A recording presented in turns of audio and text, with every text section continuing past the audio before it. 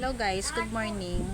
So ayan, once again we are here for our Bible sharing, and I am now on the chapter of Ephesians chapter 6 verses 10 to 18. So parang hulang to. So ito na lang sa 10 to 13. Yan.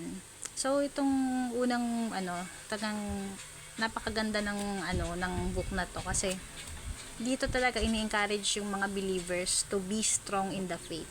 Kasi ina-highlight ni Apostle Paul dito, siya kasi nagsulat pa rin ng book na to na maraming mga haharapin ang mga Kristiyano hanggat nabubuhay ka sa mundo. They are not exempted sa mga trials, sa mga pagsubok, and all we need to do is to really face them with faith, strong faith, braveness talaga, and boldness, of course, with the help of the Lord, diba, by God's power. Nauna to sa baba, ayan yung Ephesians 6 chapter 10 to 11. Be strong in the Lord and in the power of His might. Put on the whole armor of God, that you may be able to stand against the wiles of the devil. Tapos dun sa verse 12 to 13, for we wrestle not against flesh and blood, but against principalities, against powers, against the rulers of the darkness of this world, against spiritual wickedness in high places. Wherefore, take unto you the whole armor of God, that you may be able to withstand in the evil day, and having done all to stand. Sobrang napaka-timely itong verse na to, kasi ito yung talagang kailangan nating i-apply as of now. Maging malakas ka daw sa Panginoon.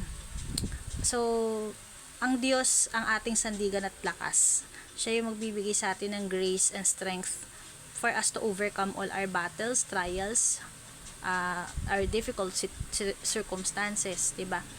Sa anumang pagsubok para hindi tayo mapapagsak ng kalaban. Hindi niya tayo hahayaang magapi ng kaaway, syempre. So, yung sinasabi dyan, put on the whole armor of God. May maganda pang verse dyan Sinasabi nga dito, yung whole armor of God, may explain ko yan. So, dito muna tayo sa we wrestle not against blood, but against principalities, against powers, against the rulers of the darkness. So, ang kalaban po natin, hindi gaya niyan, alam naman natin, di ba, mga tao nagagalit ngayon sa mga corrupt na politicians sa government. So, hindi sila yung tunay na kalaban natin. Yung enemy natin ay si Satan. Siya yung nagkokos ng ganyan. Siya yung nagdudulot ng mga pagsubok, mga problema, mga alitan, mga paghihirap sa mundo. Siya rin yung nagbibigay ng nagbe-brainwash or siya yung bumubulong sa isip ng mga taong yon na gumawa ng ganitong kasalanan. So, wag tayong magalit dun sa mga tao na yon, kundi sa kasalanan ginagawa nila. Kasi they don't know God diba? And it is the devil who is really brainwashing all of them. So, ang kalaban po natin talaga ay si Satan. And minsan kalaban din natin yung world kasi diba sabi nga ni Jesus, in this world we will have trouble. Marami tayong kalaban. The world, si Satan, ourselves. Bakit ko nasabi na ang kalaban natin sarili natin? Kasi may time na we are being so self-absorbed. Selfish tayong mga tao. And remember that for us to become closer or drawn towards God, we need to humble ourselves. We need to die to ourselves for Jesus to feel our life or to feel our hearts, 'di ba? Para mo i-surrender yung sarili mo, kailangan mo magpakumbaba Pero kung marami kang pride, mataas ang pride mo, marami kang you don't know how to humble yourself, ayaw mong aminin yung pagkakamali mo, hindi ka tumatanggap ng pagtatama, yung mga ganyan ba?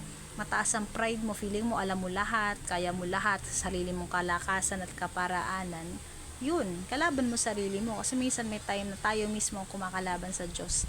We don't want to surrender ourselves to Him kasi feeling natin adequate tayo or kaya natin lahat, diba?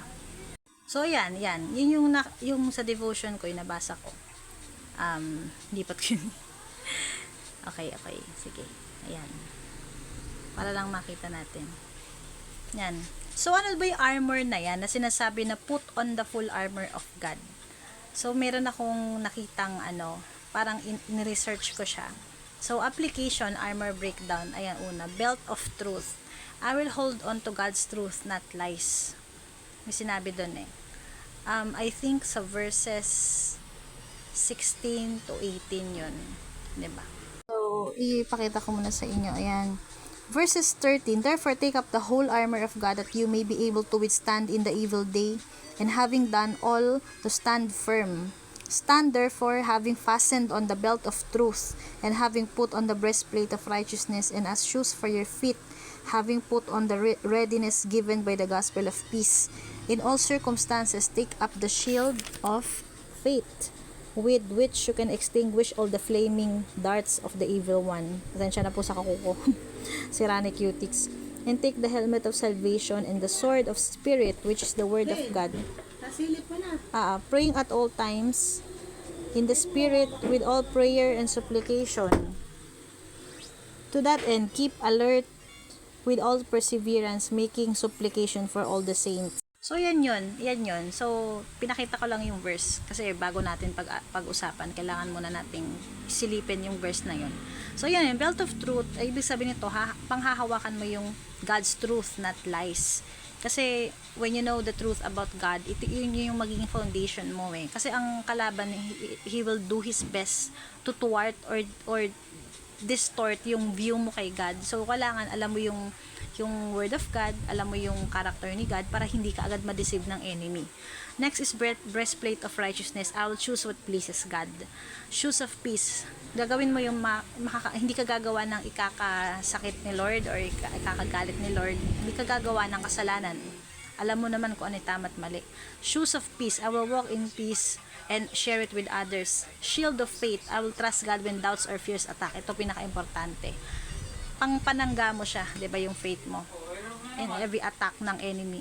Helmet of salvation, I will guard my mind with the assurance of being saved. Ayan. Para bang helmet mo siya, yan yung iyong weapon din na panghahawakan mo siya na pag alam mong saved ka. Kailangan mong pag alam mong saved ka, yun yung iyong assurance na no matter what happens, you are rested in God. You are saved. You are His child. Next is sword of the Spirit, word of God. Yun.